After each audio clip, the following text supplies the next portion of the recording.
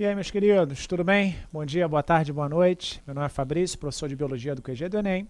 E nossa aula de hoje é a aula de número 7, uma vez que nós concluímos o estudo da bioquímica, água, carboidratos, lipídios, proteínas e ácidos nucleicos. Nossa aula de hoje a gente começa a entrar na citologia, o estudo da célula, ok? Então, nosso tema de hoje é um tema, digamos, básico em relação à citologia. Quando eu quero dizer que é um tema básico, quer dizer que ele é um tema bem abrangente.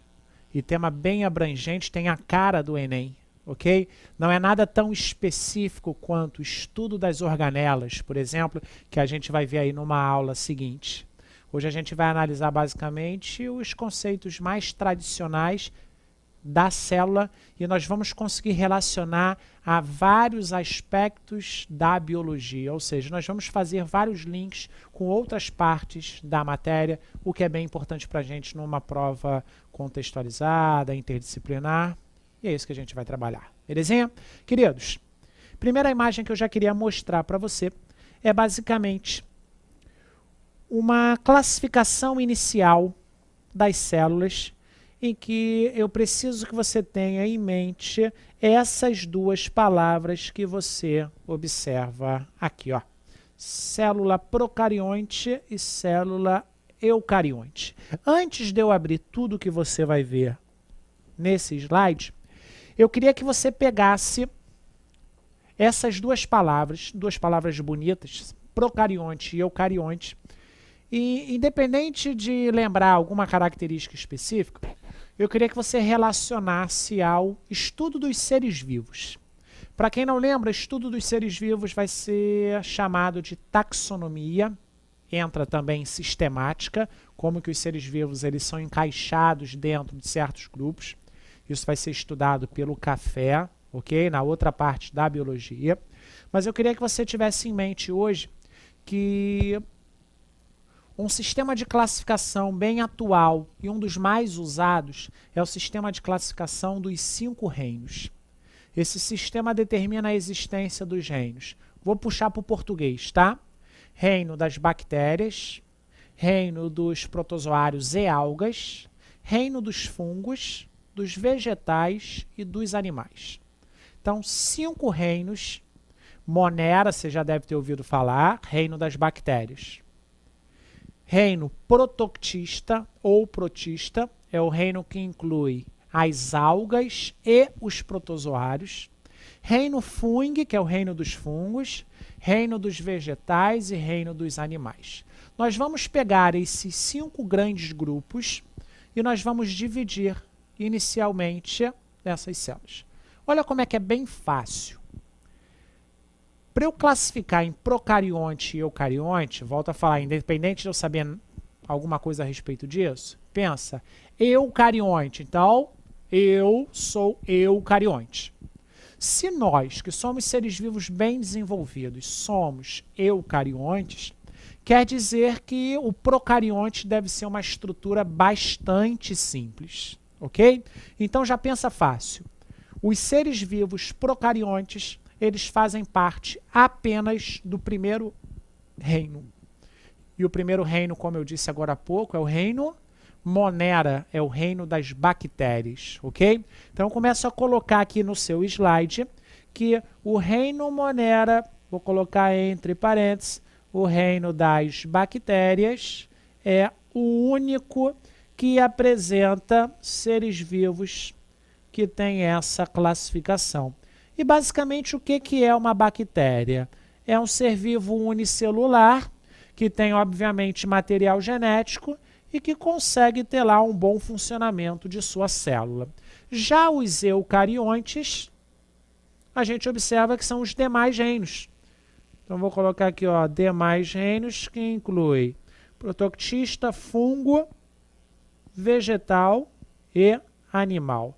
Daqui a pouquinho eu vou te mostrar algumas outras coisas importantes a respeito desses reinozinhos. Porém, o que me importa nesse momento são as características que todas as células precisam apresentar. A primeira delas é uma coisa que a gente vai estudar bem daqui a pouquinho, nessa mesma aula. Toda célula precisa obrigatoriamente apresentar uma membrana plasmática. Então, olha o que eu abri para você, ó. Coloquei uma membrana de uma célula procarionte com um formato um pouquinho diferente da membrana da célula eucarionte. Você consegue perceber que tem tamanhos distintos, só para você já ir percebendo que as bactérias costumam ser muito menores do que uma célula eucarionte, ok? A gente vai se preocupar bastante com 3 grupos. Atenção aqui, ó. Reino Monera, vegetal e animal. Esses são os 3 principais tópicos que caem em prova. Todas as bactérias são unicelulares. Todos os animais e vegetais são pluricelulares. Não se esqueça disso. É uma classificação bem básica, vista na taxonomia. Eu só estou puxando esse tópico para esse momento para a gente fazer algum link com essa matéria. As bactérias são unicelulares e procariontes. Os vegetais e os animais são pluricelulares e eucariontes. Belezinha? Só que todos eles são formados por células. Ou uma célula ou várias. Galera, o que é basicamente uma célula?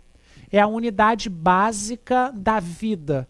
Por isso que é a unidade básica que se estuda na biologia. Enquanto na química se estuda átomo, molécula, na biologia o nosso pontapé inicial é justamente o estudo dessa célula. Aí você me pergunta, então por que você mostrou para a gente carboidrato, lipídio, proteína? Porque são moléculas que vão formar a sua célula. Ok? Tanto que eu mostrei para você que uma das funções mais importantes dos lipídios é uma função estrutural. Existem lipídios que estão presentes lá na membrana plasmática das células. Você lembra de fosfolipídios? Já vou mostrar para você. Uma das principais funções das proteínas é estar presente na membrana plasmática, é ter proteína do lado de dentro da célula, permitindo um bom funcionamento de tudo aquilo. Existe carboidrato na membrana plasmática. E quem comanda o funcionamento de todas as células? O material genético, que a gente acabou de estudar na aula passada. Ok? Então, essa parte da bioquímica ela é muito importante para você conseguir compreender a citologia que a gente começa a observar bem agora. Lembrando que o seu corpo é formado aproximadamente por 60% a 65% de água. E essa água ela vai estar presente principalmente aonde? Dentro das células, ok? Mas se liga no slide, perceba um detalhe importante. Além da membrana plasmática, a gente observa que todas as células precisam apresentar justamente o tal do DNA.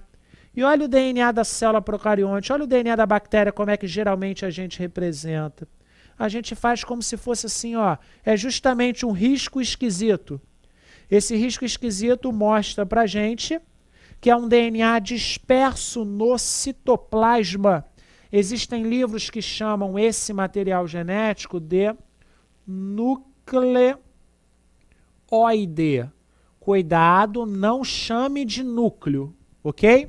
Esse nucleoide nada mais é do que o material genético que está disperso no citoplasma. DNA disperso quer dizer justamente isso, não existe nada envolvendo esse material genético, não existe nada entre o material genético e a membrana plasmática que mantenha esse DNA dentro de alguma região. Já na célula eucarionte, a gente observa uma diferença extremamente importante para a gente, e a gente vai representar com essa linha pontilhada aquilo que recebe o nome de membrana nuclear. Lembre, por favor, que essa membrana nuclear ela é melhor chamada de carioteca, ok? Isso vai ser estudado mais para frente dentro de uma matéria que se chama núcleo, Porque a carioteca é justamente a membrana que delimita a existência do núcleo da célula. Por isso que a célula eucarionte, o material genético ele é intranuclear. Então eu vou representar o material genético como sendo basicamente esse tracinho assim, ok?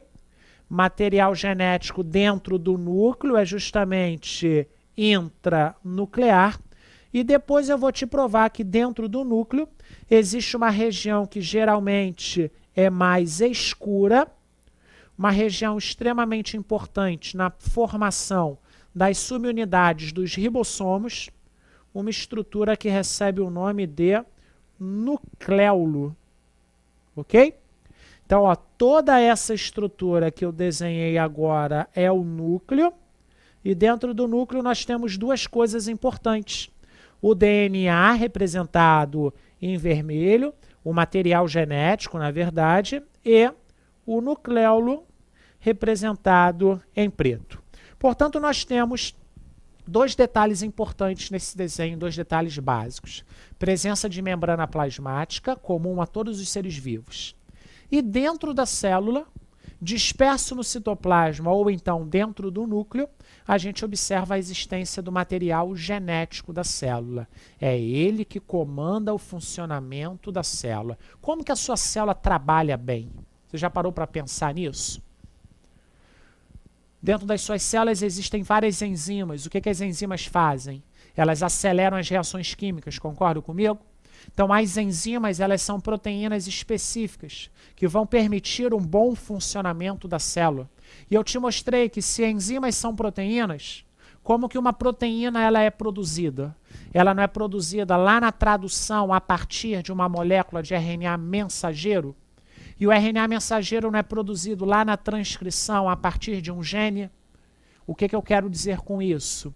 Que todas as enzimas que são proteínas, elas são produzidas a partir, inicialmente, de um gene, de uma molécula de DNA. Então, é esse material genético que comanda o funcionamento das células. Ok? O material genético bacteriano, o tradicional é esse que você observa aí. Porém, mais para frente, o café vai mostrar para você que as bactérias, em sua grande maioria, essas bactérias apresentam uma estrutura que se chama plasmídio. Eu vou chamar esse plasmídio hoje de DNA extra. É o material genético que a bactéria obteve, geralmente do meio, e esse plasmídio costuma conferir alguma vantagem para essa célula. Já as células eucariontes, elas podem ter um material genético extranuclear. Se eu tenho aqui dentro o intranuclear, eu vou ter aqui no citoplasma o extranuclear. Só que hoje não é o momento de eu te mostrar isso. Só cito rapidamente. Existem organelas que têm DNA próprio. Essas organelas são mitocôndria e cloroplasto. Ok? Se o enunciado citar para você DNA extranuclear, você tem que pensar em uma dessas duas organelas. Beleza? Volta para mim, ó. Terceira característica, todas as células apresentam ribossomos. Se você não lembra qual é a função do ribossomo, é a célula responsável, é a estrutura responsável pela formação da ligação peptídica. E um conjunto de aminoácidos unidos por ligações peptídicas, nós chamamos de proteínas. Então, o ribossomo é uma estrutura necessária à vida da célula. Como que a gente representa um ribossomo? Mais uma vez, a gente coloca duas bolinhas, sendo que o ribossomo da bactéria é um ribossomo que tem uma unidade de medida chamada de ribossomo 70S. Eu costumo chamar de ribossomo simples. Já os ribossomos da célula eucarionte são ribossomos mais complexos. Então, a unidade de medida é ribossomo 80S, mas eu coloco aqui, então, ó, um desenho do ribossomo, exagerei, desenho de um ribossomo um pouquinho maior, ok? Esse ribossomo um pouquinho maior, ele consegue ser observado no citoplasma de uma célula e esse ribossomozinho ele vai basicamente formar as ligações peptídicas para existir a produção de uma proteína. Então, ó, representei o ribossomo aqui de uma maneira mais escura, só para você comparar o tamanho do ribossomo da célula bacteriana. Mais para frente eu vou te provar que esses ribossomos 70S também estão presentes dentro das nossas células, dentro de uma célula do vegetal. Só que esses ribossomos não vão estar no citoplasma da célula. Esses ribossomos 70S estão presentes dentro de mitocôndrias e cloroplastos, ok? Para quem não lembra, existe uma teoria que prova isso. Essa teoria se chama a teoria da endossimbiose. Eu vou te mostrar melhor isso na aula de mitocôndria e de cloroplasto. Acredita-se que há muito tempo atrás, uma bactéria foi englobada por uma célula mais desenvolvida. Ao invés dessa bactéria ter sido destruída, ela passou a viver em harmonia. Então, uma bactéria dentro de uma célula. Se a bactéria tem DNA disperso no citoplasma e tem ribossomos 70S, se essa bactéria virou uma organela, quer dizer que essa organela continua apresentando essas estruturas. Ok? Se liga aí, ó. Coloquei então para você o ribossomo da bactéria e o ribossomo da célula eucarionte. Ambos fazem a mesma coisa, a única diferença é a estrutura. Galera, tem livro que ao invés de falar de DNA disperso, deixa mais claro que é um DNA circular, ok? É apenas em função do formato que você observa. E o que que todas essas células apresentam? O que que todas essas células têm em comum? Elas precisam apresentar um metabolismo próprio. Lembra para mim o que é metabolismo? É um conjunto de reações químicas que uma célula realiza. E dentro dessas reações estão, obviamente, formação de ATP, que é a moeda energética que a célula vai utilizar, produção de substâncias úteis, degradação de substâncias inúteis, e, consequentemente, é tudo o que acontece dentro daquela célula. Essas são as características básicas de uma célula e, consequentemente, de seres vivos, já que são formados por células, ok? Tem que ter membrana plasmática, tem que ter ribossomo, independente se é 70 ou 80S, e tem que ter, comandando o funcionamento da célula, o famoso material genético. Belezinha? E uma outra coisa que difere bem, perceba no desenho, é a existência de organelas membranosas. O que que são organelas membranosas, galera? Quais são as organelas mais clássicas dentro dessa classificação? É justamente a mitocôndria, que eu acabei de comentar, o tal do cloroplasto, que não está presente nas nossas células. Tem também o retículo endoplasmático liso e o retículo endoplasmático rugoso, além do lisossomo. Essas são as organelas bem clássicas, mas como eu disse lá no início, hoje o nosso tema é um tema bem superficial. Eu não apresento para você nenhuma dessas organelas em relação às suas funções. Apenas afirmo que essas organelas, que são membranosas, estão presentes apenas em células eucariontes. Belezinha? E aí, eu mostro para você apenas, só para você ter no seu computador, um desenho de uma célula procarionte. Ó, DNA disperso no citoplasma, presença de ribossomos, presença de plasmídios. As bactérias apresentam parede celular. Algumas delas têm cápsulas, algumas delas têm flagelos. Ok? Isso vai ser estudado na aula de bactéria com café, um pouquinho mais para frente. Já à direita, você observa a célula eucarionte, com algumas organelas, não se preocupa, está em inglês, porém isso vai ser visto depois, ó, mitocôndria, retículo endoplasmático liso, retículo endoplasmático rugoso, presença do núcleo, complexo de Golgi, que eu não coloquei ali na outra imagem, lisossomo e alguns outros nomes que vão ser estudados bem mais para frente. Ok? Considere as características das células A, B e C em termos de presença ou ausência de alguns de seus componentes, de acordo com a tabela a seguir.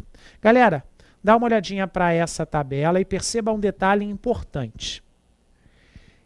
Parede celular eu tenho nas letras B e C. Só que, perceba que em nenhum momento eu falei para você de parede celular. Envoltório nuclear. Opa, núcleo eu já sei, ó. Se tem núcleo, é célula eucarionte. Se não tem núcleo, é célula procarionte. Ok? Nucleolo é uma estrutura presente dentro do núcleo. Então, está batendo aqui perfeitamente. Ribossomo é uma estrutura que está presente em todas as células, ainda bem.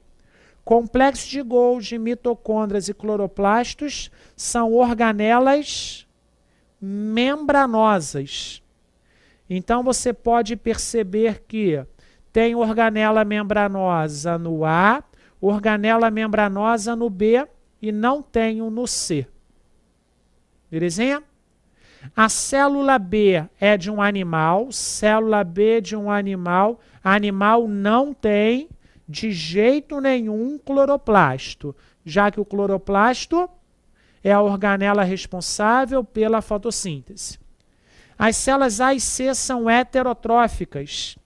Célula A não faz fotossíntese, célula C não sei se faz fotossíntese, pelo menos não tem cloroplasto. E a célula B é autotrófica. Célula B é autotrófica, tem aqui, ó, um cloroplasto. Só que eu não posso afirmar a princípio que a célula C é autotrófica, porque, desculpa, eu não posso afirmar que a célula C é heterotrófica, porque você pode observar nessa imagem aqui que se é uma célula procarionte, é uma bactériazinha, e essa bactéria, ela nunca vai ter cloroplasto, porque bactéria não tem organela membranosa. Então, a princípio, isso aqui é uma incógnita. Letra C, as células A e B realizam fotossíntese, célula A não tem cloroplasto, não faz fotossíntese. Letra D, as células A e B são eucarióticas. A e B são eucariontes, têm membrana nuclear, isso aqui está perfeito. E a célula C é procarionte, já que não apresenta envoltório nuclear e nenhuma organela membranosa. Então, galera, toma cuidado que as questões de múltipla escolha elas podem mostrar isso. Tem uma opção que pode estar certa ou errada, o enunciado não deixa isso bem claro, mas se tiver uma outra resposta correta, inviabiliza aquela outra e chega a essa conclusão. Belezinha? Daqui a pouco a gente volta.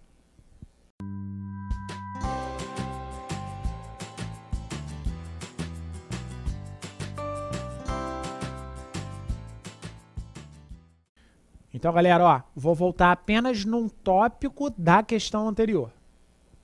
Beleza?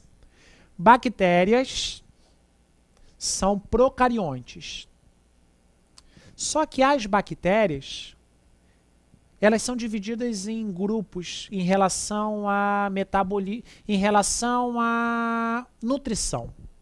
Existem bactérias que são autotróficas e bactérias que são heterotróficas. Ok?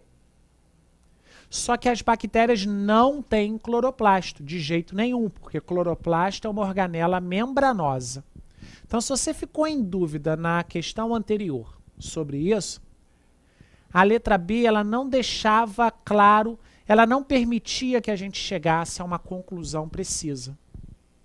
Porque ali tinha uma tabela mostrando que a bactéria, que a célula C não tinha envoltório nuclear, então é bactéria.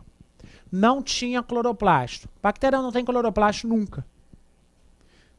Só que a questão não deixou claro para eu chegar a uma conclusão se ela era auto ou heterotrófica. Tudo bem? Então, ó, bactérias são unicelulares, autotróficas ou heterotróficas, depende do grupo, e são seres vivos procariontes, ok? Apresentam parede celular e o principal componente da parede celular é de natureza proteica associado a carboidrato. Se chama peptoglicano ou peptídeo glicano, ok? Estou fazendo questão de citar algumas características das bactérias só para você compreender melhor a questão anterior. Só que tudo isso vai ser visto mais uma vez lá para frente. Beleza? Vegetais apresentam muitas células, são autotróficos, obrigatoriamente apresentam cloroplastos. Animais são pluricelulares, também são eucariontes, assim como as plantas, só que os animais são heterotróficos, logo não pode apresentar a organela responsável pela fotossíntese. Tá claro isso? Então, a análise daquela tabela permite a gente a chegar àquela conclusão. Só que aí eu queria que você pensasse o seguinte: uma célula, é interessante para ela que ela seja muito grande? É interessante para ela que ela tenha um volume gigantesco? Se você pensar bem, como que as substâncias costumam entrar na célula? Como que as substâncias costumam sair da célula? Você concorda comigo que essas trocas elas devem ocorrer através da membrana plasmática? Imagina se eu tenho uma célula gigantesca. O volume dela é muito grande, não é? Obviamente. Se o volume dela é grande, quer dizer que ela precisa fazer muitas trocas com o meio. Só que uma célula que é bem volumosa, a membrana plasmática dela pode não ser suficiente para o grande volume interno. Por isso que para as células é interessante que elas não sejam gigantescas. É muito importante que uma célula apresente uma membrana plasmática, um tamanho de membrana, uma superfície da membrana que seja compatível com o volume da célula.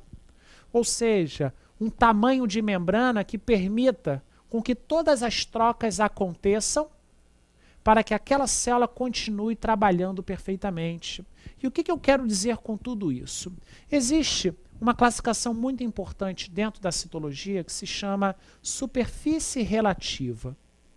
E para ficar mais claro o que vem a ser isso, eu vou abrir uma imagem só para você perceber que a explicação mais coerente para mim é uma explicação matemática. Não fica desesperado, fica tranquilo. Ok? Eu vou mostrar para vocês cubos de tamanhos diferentes, cubos de aresta 1, aresta 2 e aresta 3. A gente vai analisar a superfície do cubo em relação ao seu volume, ok? Acompanha comigo, muito raciocínio, toma cuidado, vamos bem devagar, porque, como eu disse, a explicação é matemática. Quando a explicação é biologia, é algo mais simples para a gente. Quando a explicação é matemática, pode complicar um pouquinho. Se liga aí. Superfície relativa, galera. A gente vai começar a analisar o tamanho da célula e comparar com o tamanho da membrana plasmática dela, ok? Conforme maior o volume da célula, menos interessante para ela. Conforme menor o volume da célula, mais interessante para ela se manter viva. O que vem a ser superfície relativa? É uma relação entre a área da célula e o seu respectivo volume. Então, vou representar aqui, ó, superfície relativa, vou chamar de S-rel. É uma razão entre a área da célulazinha, lembrando que a área a gente mede em alguma unidade ao quadrado, sobre o seu volume, alguma unidade ao cubo, ok? Para ficar claro para você, eu vou querer comparar animais. Pô, mas o que o animal tem a ver com célula? Célula pequena e célula grande. Eu vou pegar um animal pequeno e um animal grande para você raciocinar. Eu quero que você coloque o teu raciocínio agora para trabalhar bem. Eu vou pegar um animal, um mamífero. Lembra-se, mamífero mantém a temperatura do corpo constante ou varia conforme o ambiente? Mantém constante, concorda? Se o mamífero mantém a temperatura do seu corpo constante, eu vou pegar agora um urso polar. Um mamífero que vive num ambiente extremamente frio. Lembra disso? Se eu tenho a temperatura de 36 graus e meio e essa parede aqui, ela está com uma temperatura de 10 graus, se eu encosto na parede, eu estou ganhando frio ou estou perdendo calor? Concorda comigo que ganhar frio não existe? Se eu estou a 36,5 e a parede está a 10, eu vou perder calor para ela. Se eu estou perdendo calor, obviamente, a temperatura do meu corpo está diminuindo. Se eu tenho a capacidade de manter a temperatura do meu corpo constante, se eu estou perdendo calor, o que eu tenho que fazer? Gerar mais calor. Concorda comigo? Por isso que eu aumento o meu metabolismo para manter a minha temperatura do corpo constante. Voltei no urso polar. Imagina que eu tenho um urso polar que é bem magrinho e eu tenho um urso polar que é bem volumoso. Essa vai ser a comparação. Essa vai ser a nossa linha de raciocínio. Um urso polar bem magrinho, eu vou te provar, além de ter uma camada de tecido adiposo bem fino, tecido adiposo, lembra qual é a relação do frio? Tecido adiposo armazena gordura, armazena lipídio. O lipídio é isolante térmico. Então, o urso polar magrinho iria perder muito calor, porque tem pouco isolante, concorda? Um urso polar bem volumoso iria perder menos calor, porque tem uma camada de tecido adiposo bem espessa. Esquece tecido adiposo, vamos pensar no tamanho do organismo. Conforme menor o volume do animal, mais calor ele perde nessa condição. Conforme maior o volume do animal, menos calor ele perde nessa condição. Que condição é essa? O urso polar, um ambiente extremamente frio. Ah, eu não entendi nada. A matemática vem para ajudar a gente. Foi o que eu disse no início. Acompanha comigo. Primeiro cubo. Vamos supor, ó, aqui eu tenho uma célula bem pequena. Essa célula, que eu vou comparar com o cubo, ó, o cubo tem aresta 1. Lembra como que eu acho área e volume de cubo?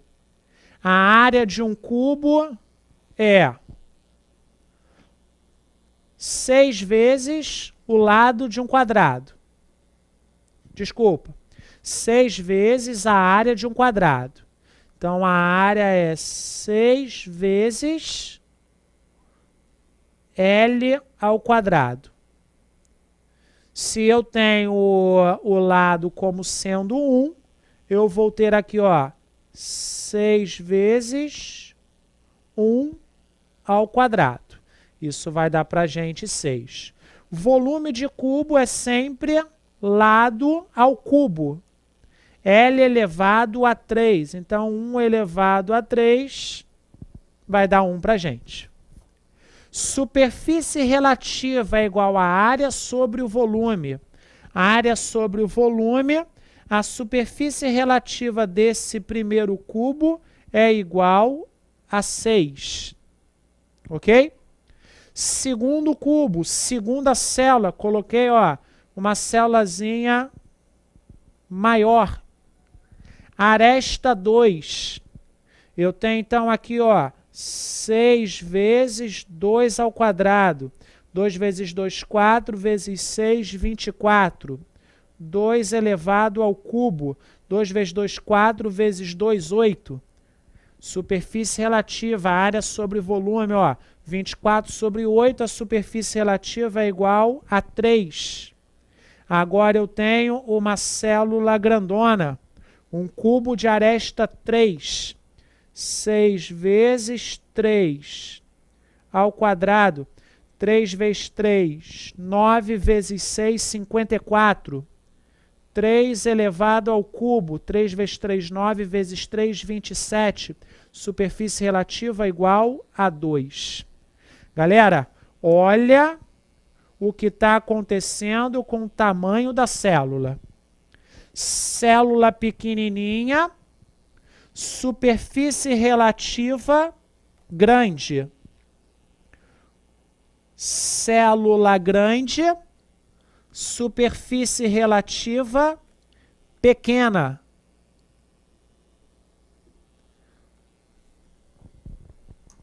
Se liga aqui. Célula pequena, cubo pequeno. Superfície relativa grande.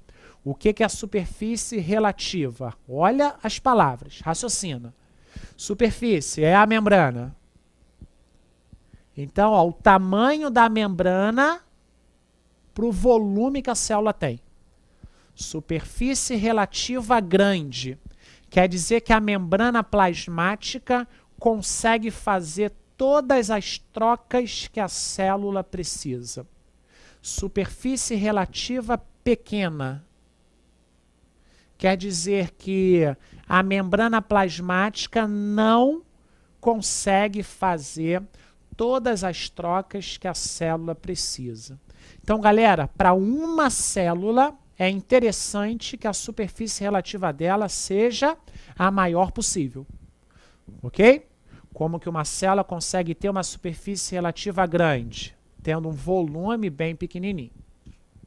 Então, para as células, se elas estiverem aumentando muito de tamanho, isso é um indício de que ela vai se dividir.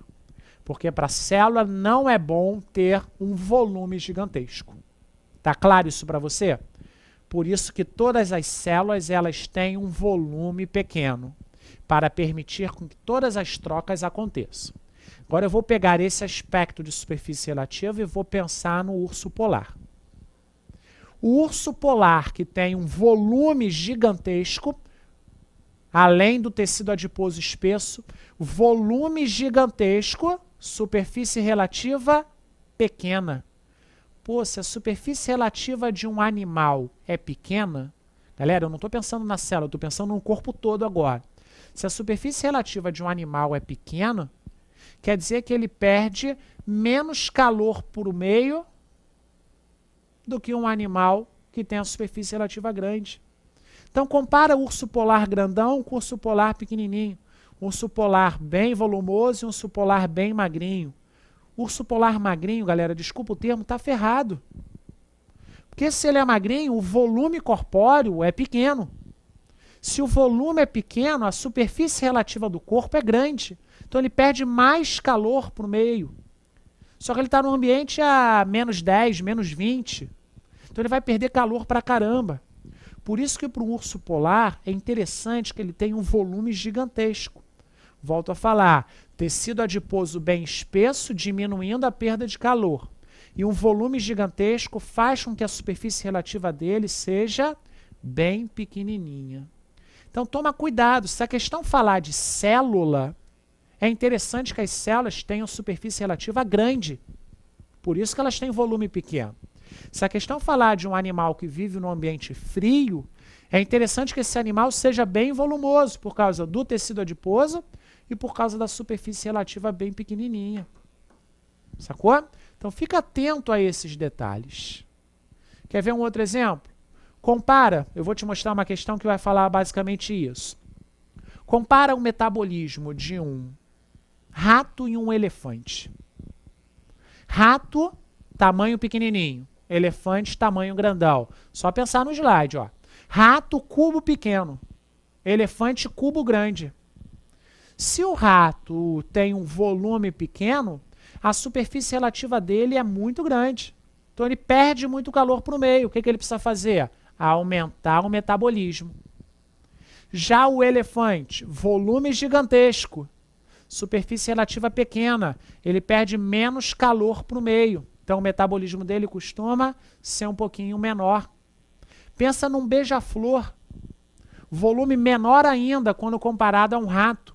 Volume menor ainda, perde mais calor para o meio. E sabe como que a gente consegue analisar isso? É quase que perfeita essa análise. Frequência cardíaca dos animais. Frequência cardíaca de um beija-flor é gigantesca. Superfície relativa gigantesca, perde muito calor para o meio, metabolismo lá em cima, frequência cardíaca alta. Comparando com o rato diminui um pouquinho. Comparando com o elefante diminui mais ainda. Então essa relação é muito importante para mim numa questão contextualizada, ok? Queria te mostrar questãozinha de número 2. A taxa metabólica basal, TMB, é o nome dado para a taxa metabólica mínima de um animal endotermo, ou endotérmico, ou homeotérmico. Lembra disso? Temperatura do corpo se mantendo constante. Quais são os dois grupos, quais são as duas classes de animais que são classificados dessa forma? Mamíferos e aves, ok? É o nome dado para a taxa metabólica mínima de um animal endotérmico adulto em repouso, ou seja, o mínimo para que ocorram as funções básicas, como manutenção da atividade celular, respiração, batimentos cardíacos, etc.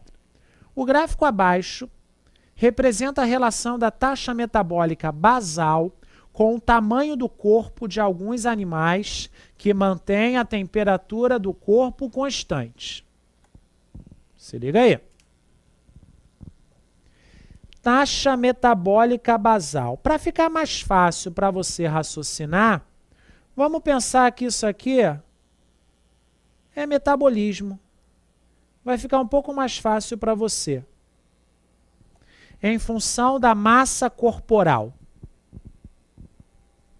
Eu tenho aqui, ó, musaranho, camundongo, morcego, esquilo, rato, gato, cachorro, ovelha, ser humano, cavalo, elefante. Eu estou saindo de um animal muito pequeno para um animal muito grande. Ah, mas eu não sei o que é musaranho. Galera, eu não preciso saber, porque ó, o gráfico está mostrando para mim a massa corporal do musaranho é bem pequena e a massa corporal de um elefante, que você sabe bem, é bem grande. Só que o musaranho ele tem um metabolismo bem elevado quando comparado a de um elefante. Ok?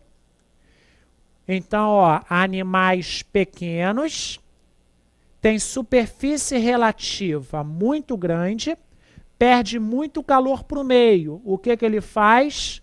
Compensa com metabolismo muito alto.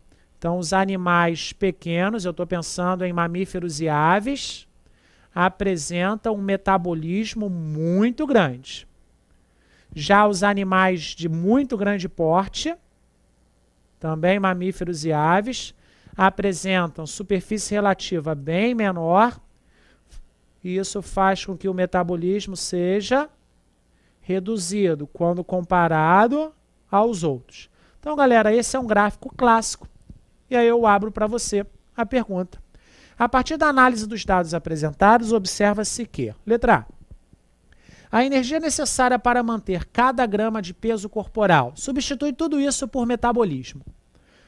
O metabolismo é inversamente relacionado ao tamanho do corpo. Musaranho, tamanho pequenininho, metabolismo alto. Elefante, tamanho gigante, metabolismo baixo. Opa! O metabolismo desses indivíduos é inversamente proporcional ao tamanho do corpo. Ok? Galera, a citologia básica é isso. Você está percebendo que eu estou indo bem devagar, como eu disse lá no início. Essa introdução ela é bem lenta, bem gradual, para você fixar os principais fundamentos para a gente evoluir com a matéria. Belezinha?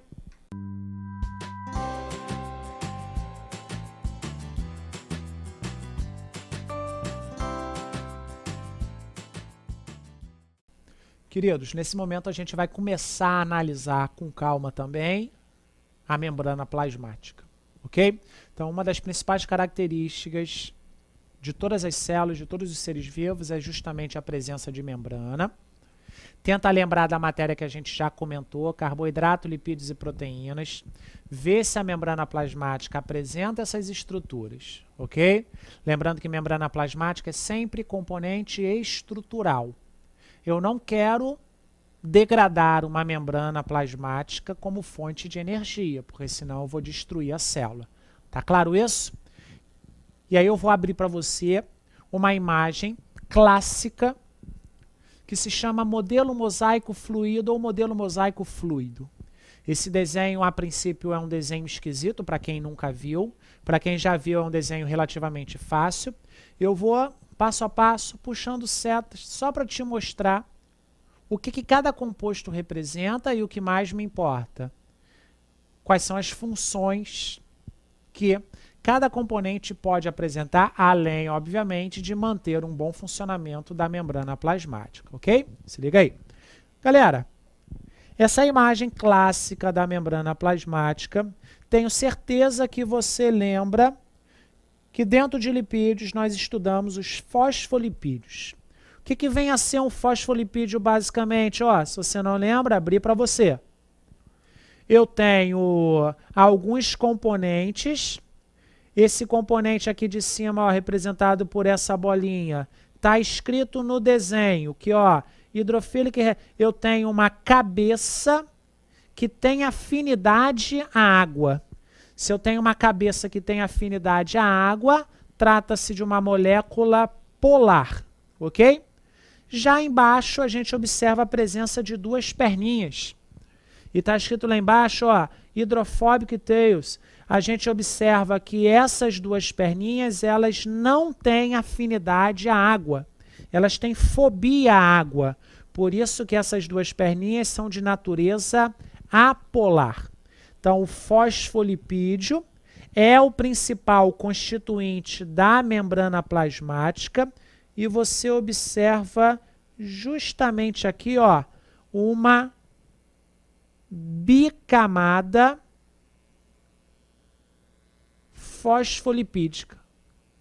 Então, eu tenho em todas as células, isso é uma regra, uma bicamada fosfolipídica como sendo uma das principais estruturas, um dos principais componentes das célulazinhas do nosso corpo e de todos os outros seres vivos. Lembra então que tem, ó, fosfato voltado para baixo e fosfato voltado para cima. É como se aqui continuasse a membrana plasmática. Então eu tenho lado de dentro da célula, vou colocar aqui, ó, meio intracelular, lado de dentro, e meio extracelular, consequentemente, lado de fora, ok? Além da bicamada de fosfolipídio, vou mudar aqui, tá? Que eu falei bicamada fosfolipídica, mas coloquei bicamada de fosfolipídio. fosfolipídio ou bicamada de fosfolipídeo. Tanto faz pra gente. Então, ó, eu tenho lado de fora e lado de dentro. Vou puxar uma seta dessa estrutura aqui, ó. Você consegue perceber que parece que é um buraco, um canal. Esse é um outro componente estrutural das células, da membrana plasmática, a famosa proteína. Perceba que essa proteína está voltada para o lado de fora e para o lado de dentro. E essa proteína, portanto, ela é uma proteína integral. Proteína integral nada mais é do que uma proteína que está voltada para o lado de fora e para o lado de dentro. Um pouquinho diferente dessa verde que você observa aí. A gente vai chamar de proteína parcial. Não que seja uma da classificação das mais importantes, só estou te mostrando que são componentes estruturais celulares. E aí você consegue perceber também que tem, ó, outra proteína aqui e essas outras aí em cima. Então, tudo que você vê em azul tem a ver com fosfolipídio. Então, ó, esses são os dois principais componentes da membrana plasmática, fosfolipídios e proteínas, só que você consegue perceber na parte de fora, representada em amarelo, uma estrutura que recebe o nome de glicocálice ou glicocálix. Esse glicocálice nada mais é do que carboidratos, glicídios, que são sinônimos, que podem estar associados aos fosfolipídios, como você observa nesse desenho, ou então podem estar associados a proteínas. O que me importa mesmo do glicocálice é a função que ele vai basicamente apresentar. Sempre que se falar em glicocálice, eu gostaria que você pensasse num processo que é chamado de reconhecimento celular. O que seria, galera, o termo reconhecimento celular? Imagina que uma pessoa precisou fazer um transplante de um órgão, fez uma cirurgia, foi introduzido no corpo dela um rim, por exemplo. Então, o rim de uma pessoa que foi introduzido nela. Então, tenho células de uma pessoa X dentro do corpo de uma pessoa Y. Essas células têm um revestimento próprio. As células da pessoa que recebeu um órgão têm o revestimento próprio delas. O que seria o termo reconhecimento? O que uma pessoa que faz um transplante, qual é o risco mais clássico que existe num transplante e que se toma medicamento, se toma remédio para diminuir esse risco? É o risco de ocorrer a famosa rejeição. O que é rejeitar um órgão? É identificar um órgão como sendo estranho. Concorda comigo? E toda a identificação de células, lembra que órgão é um conjunto de tecidos e tecido é um conjunto de células. Ou seja, os órgãos são formados por células. Todo o reconhecimento celular acontece pelo lado de fora da célula.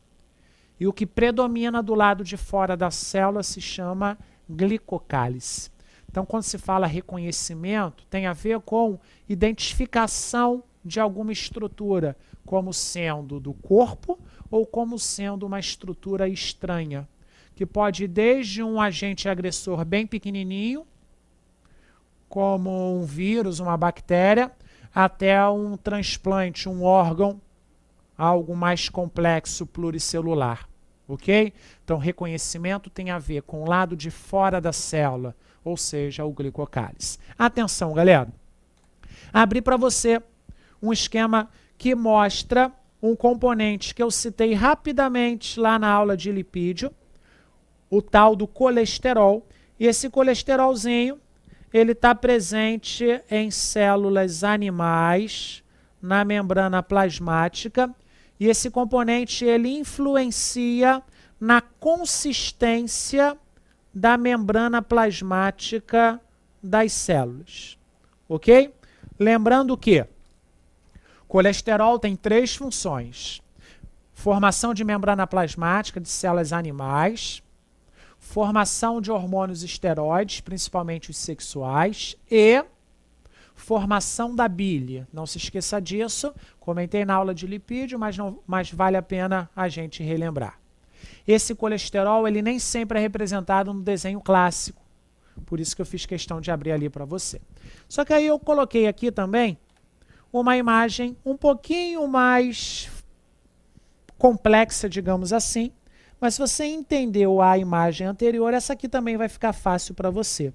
Só fiz questão de mostrar a imagem anterior, que eu acho pior do que essa, só para a gente construir em português, e aqui a gente apenas relaciona o que foi comentado. Galera, fosfolipídios é o que mais você enxerga aí, concorda comigo? Bicamada fosfolipídica está representado aqui. Presença de proteínas integrais, presença de proteínas parciais, colesterol em pequena quantidade ali no meio. Do lado de fora da célula, o tal do glicocálice, que pode ser glicoproteico, quando for um carboidrato preso à proteína, ou então um glicolipídio, quando for um carboidrato preso a um lipídio. Tá claro isso para você? E aí eu queria que você tomasse cuidado com esse nome esquisito que está aqui. O que está escrito aqui é o tal do citoesqueleto. O que vem a ser um citoesqueleto, galera? Citei rapidamente lá em proteína, mas vale a pena a gente comentar agora. Citoesqueleto nada mais é do que um conjunto de proteínas dentro da célula, um conjunto de proteínas internas que mantém o formato da célula, que participa do processo de ciclagem das organelas, movimentação. Uma célula, por exemplo, que engloba uma partícula, um processo chamado de fagocitose, ela precisa modificar o seu citoesqueleto. Então, o citoesqueleto é um conjunto de proteínas internas. Então, ó, tem actina, tem filamento intermediário, tem tubulina. São componentes proteicos internos que determinam a forma, que determinam a sustentação, que promovem a movimentação de organelas, que promovem a movimentação de células. Mas é tudo de natureza proteico. Não tem a ver com membrana plasmática, ok? A membrana plasmática, ela termina ali na base dos fosfolipídios. Beleza? Citoesqueleto é uma estrutura do citoplasma e o que importa para mim é formato, sustentação e é de natureza proteica. Beleza? Volta para o slide. Perceba um detalhe importante. Há um bom tempo atrás, existiam hipóteses a respeito de como era a membrana plasmática. Então, ó, as hipóteses das membranas eram essas. Primeiro tinha, ó, apenas o fosfolipídio voltado para cima. 2 camadas de fosfolipídio, apenas. 2 camadas de fosfolipídio e proteínas do lado de fora. E o modelo de membrana atual, o modelo de membrana correto, já que a tecnologia permitiu com que isso seja classificado como sendo correto. Então, ó, uma legenda só para você raciocinar. Fosfolipídios representados pelo número 2. Proteínas representados pelo número 4 e 5. Só que a 5 é uma proteína que está ali solta, integral. A 4 é uma proteína que está presa a carboidrato do lado de fora. Por isso está escrito glicoproteína. Número 3, carboidrato preso ao fosfolipídio. Por isso está glicolipídio. E número 1, proteínas do lado de fora. Apenas isso. Ok? Esses dois foram os carinhas que identificaram esse modelo que é chamado de modelo mosaico fluido ou modelo mosaico fluido. O que eu queria que você pensasse? A membrana plasmática não é nada estática. A membrana plasmática está constantemente sofrendo transformações. Os fosfolipídios estão assim, ó, fosfato de um lipídio, fosfato de outro lipídio, ok? A membrana plasmática ela está sempre sofrendo modificações. Os fosfolipídios eles ficam se movimentando constantemente. O que não pode acontecer é isso. Porque se os fosfolipídios se romperem, se a bicamada fosfolipídica se abrir, a célula vai sofrer um processo que é chamado de autólise. E todo o conteúdo citoplasmático vai extravasar. Todo o conteúdo interno vai sair, a célula um abraço, morreu. Então os fosfolipídios estão constantemente sofrendo movimentações. E as proteínas, elas não são nada estáticas. As proteínas elas ficam sendo transportadas para lá e para cá na célula. Então, esse modelo mosaico fluido é um modelo bastante dinâmico. A membrana plasmática está sempre sofrendo alterações. Belezinha? Vou mostrar um slide para você, só para você perceber. Essa é uma parte mais específica, tá? Eu vou citar 2 nomes que eu acho importante que você se preocupe. Eu vou mostrar para você as principais especializações das membranas plasmáticas. Tem 2 delas só, fica tranquilo. Acompanha aí. Essa imagem mostra para a gente justamente essas especializações e eu chamo a atenção de 2. Uma delas está aqui em cima, vai ser estudada mais para frente. Eu vou te provar isso melhor. São chamadas de microvilosidades. O que são microvilosidades, galera? São estruturas presentes na membrana plasmática das células lá do nosso intestino delgado.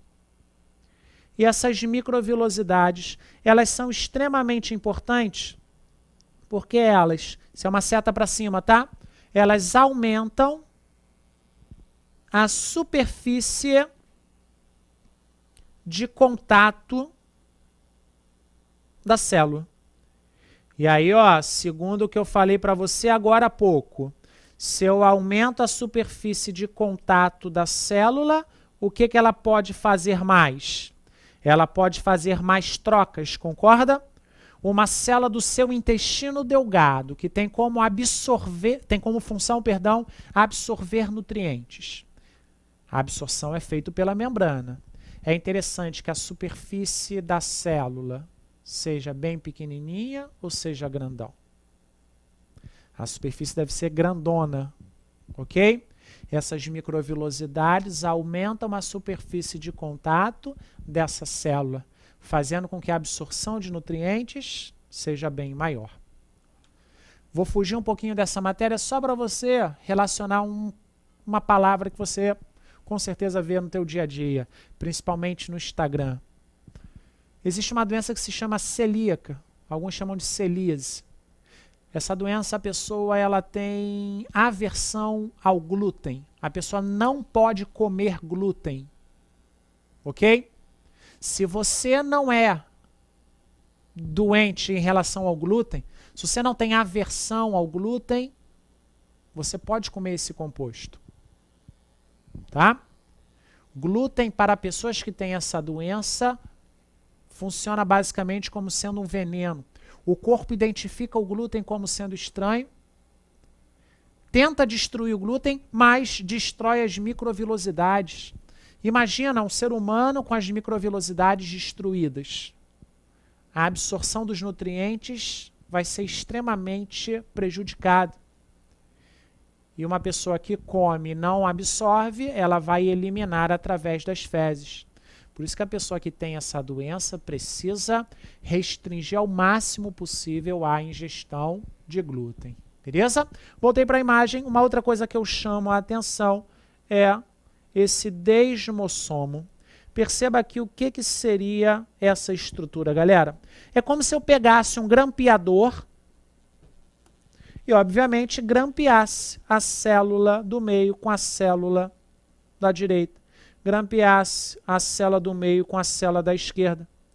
Então, é uma junção que mantém uma aderência muito forte entre duas células vizinhas, ok? Desmossoma, então, é uma junção entre duas células vizinhas e essa junção ela é extremamente importante no tecido mais externo do seu corpo, a sua epiderme, um tecido que precisa revestir o seu corpo e proteger contra a entrada de micro-organismos. Então, além da camada de queratina que tem na tua epiderme, essas célulazinhas apresentam desmossomos que mantêm as células muito unidas. Mais para frente eu vou chamar isso de células justapostas. E esses desmossomos têm justamente a função de manter essa aderência. E para a gente terminar, eu queria te mostrar a nossa terceira e última questão. Se liga aí, ó. Visando explicar uma das propriedades da membrana plasmática, fusionou-se uma célula de camundongo com uma célula humana, formando uma célula híbrida. Lembrando que o termo híbrido quer dizer mistura. Em seguida, com o intuito de marcar as proteínas de membrana, 2 anticorpos foram inseridos no experimento. Um específico para a proteína da membrana do camundongo e outro específico para as proteínas de membrana humana. Os anticorpos foram visualizados ao microscópio por meio de fluorescência de cores diferentes. Galera, a imagem é essa da questão. Tenho aqui na primeira etapa, ó, célula do camundongo, obviamente com proteínas do camundongo. Célula humana com proteínas humanas. Perceba que são proteínas da membrana plasmática. Como enunciado disso, as células foram, o enunciado até utilizou um termo, fusionou-se, juntou-se. Na segunda etapa ocorreu a fusão celular, formando uma célula híbrida. Então, uma célula com proteínas do camundongo e proteínas humanas. O enunciado ainda afirmou que foram colocados no meio anticorpos específicos para a proteína do camundongo, anticorpos específicos para a proteína humana. Etapa 3. Os anticorpos contra a proteína de membrana do camundongo marcados com fluorescência e os anticorpos de proteína da membrana humana marcados com rodamina. Beleza, ocorreu uma marcação só para perceber que ocorreu essa interação. E na etapa 4, 40 minutos depois, olha o que aconteceu. A organização que estava, ó, proteína do camundongo à esquerda, proteína humana à direita. No desenho de baixo a mesma coisa. No quarto desenho, você consegue perceber, ó, a proteína humana, ela começou a se misturar, assim como a proteína do camundongo. Então, isso está provando para a gente, mais uma vez, o que eu acabei de falar para você, que o modelo mosaico fluido é extremamente dinâmico, ou seja, as proteínas estão sempre sofrendo, sendo transportadas, sempre se movimentando. Pergunta: a mudança observada da etapa 3 para a etapa 4 do experimento ocorre porque as proteínas, letra A, movimentam-se livremente no plano da bicamada fosfolipídico. Pô, galera, a letra A já mostra pra gente o nosso gabarito. As proteínas estão constantemente sendo transportadas de um lado para o outro na membrana plasmática. Ok? Então, como eu disse, nossa aula de hoje foi uma aula bem light, bem lenta, passo a passo, só para a gente construir uma linha de raciocínio para a gente entrar na parte mais importante da citologia. Beleza, galera? Aula 7, introdução à citologia, concluída. Grande beijo, grande abraço para você. Tchau, tchau. Valeu!